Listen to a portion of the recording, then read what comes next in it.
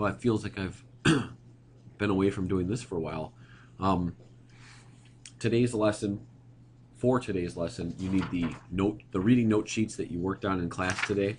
So the chapter 20, section 1 and 2. Here's my suggestion to you. The section 1 side, where you have the economic impact and winners and losers, I would take notes on the information on this side.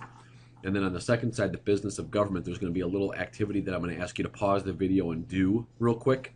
And I want you to do that on this side.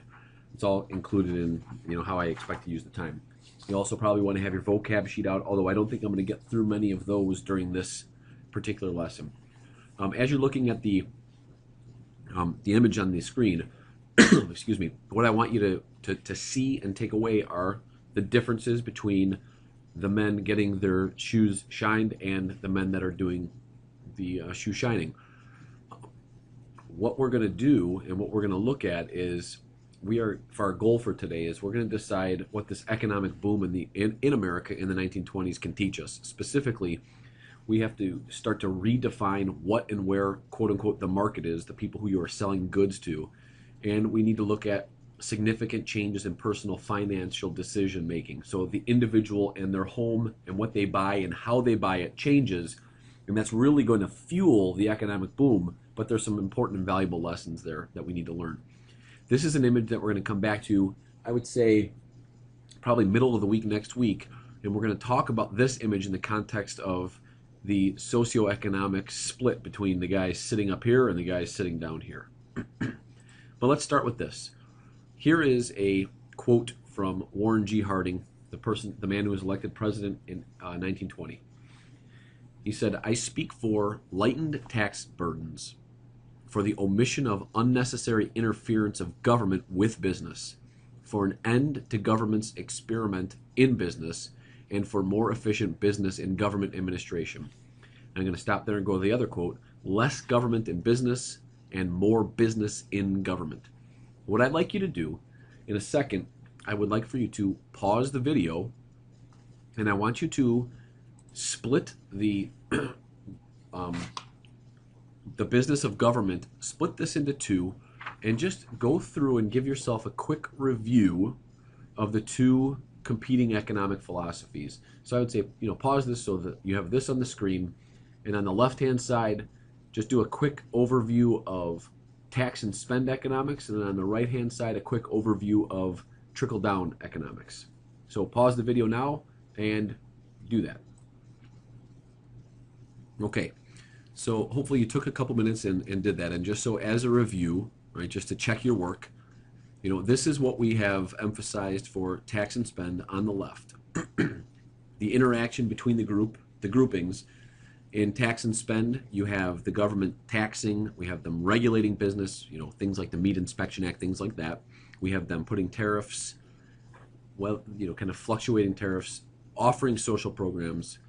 They're still counting on the wealthy to invest and reinvest. And what we see here is what was happening during the progressive movement.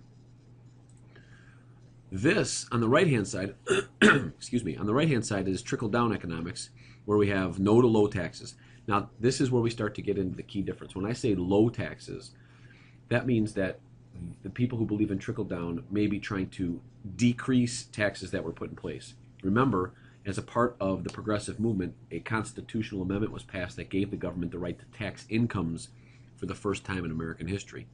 So hopefully your models look something like the ones that we've gone over in class. What I want you to do right now is I want you to consider something, and I want you to take some notes on the first side.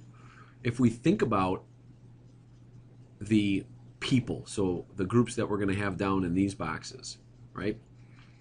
What do they need to be able to afford one of these? And I want you to think, large scale. What is it that they need to be able to afford one of these? I'm hoping, or I'm guessing, that maybe one of your quick answers is going to be they need money. Well, how much money do they need? And if we think about the business in America in the 1920s, and if you look at your vocab list, just a couple of that I would point to here are things like mass production, consumerism, installment plan, assembly line, those ideas are going to make what at one time may have only been products that could reach people in these groups affordable, right, to people in these groups. How is that? In essence, what we need to address and what we need to think about is, what did the car mean for society? What's the impact of the automobile on American society? And if we go back to the goal, kind of redefining what and where the market is. Most expensive products are being marketed at these groups until the 1920s. What we start to see, oh boy, there we go. What we start to see in the 1920s is a shift to marketing towards these groups. However, what we need to decide, and this gets us to the second goal, is what if they can't outright afford a car? Are there things that the manufacturers can do to still allow these people to buy their cars? And that's where we get installment plans, which fuels consumerism. You could buy a car, you could buy a refrigerator, you could buy a toaster, all on installment. So the idea of what you want driving what you have as opposed to what you need driving what you have is going to change personal finances in America in the 1920s. So to address the goal and to try to recap the goal that I had for today, oops, that's not the right one, sorry. The goal that I had for today is this idea of deciding what the economic boom in America in the 1920s can teach us. Well, what it can teach us is that this boom, right, this boom is going to be fueled by a change in political philosophy.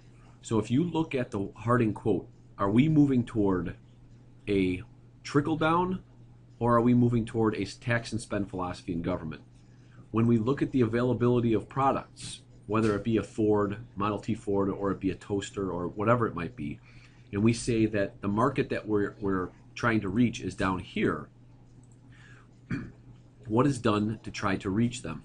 And what we need to think about then, and what we need to address in class tomorrow is, how does that change things?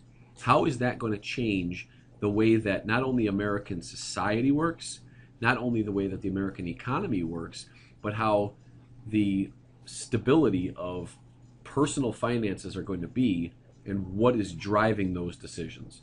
And so where I'd like to leave us going into class tomorrow is, if we take these guys to be the wealthier group, so we put them, up here, and we take these guys down here to be down here in this group with the people. There was a time in the history of this country where they would be able to afford those products. These guys wouldn't, and that's just the way that it would work. But if Henry Ford can find a way to bring his manufacturing cost of this product down so that he's getting within reach of these people, right? And then he adds to that the ability of these people to not have to pay for the car all at once, but they could buy it and pay for it over time, obviously with some interest. He has just taken what would be maybe this 4-person market, and now he has a market for all 9 people in this picture. All of these people are potential car buyers. And what I want to start with tomorrow, and this is the question I'm going to ask you when we begin. It's a question I'm going to ask you to think about on the Google form. I'm going to ask you to complete 4 homework tonight. What does that do, right? What does that do, first, for Henry Ford, second, for these 2 groups of people? And so that's where we'll pick up in class tomorrow. Go do your Google form.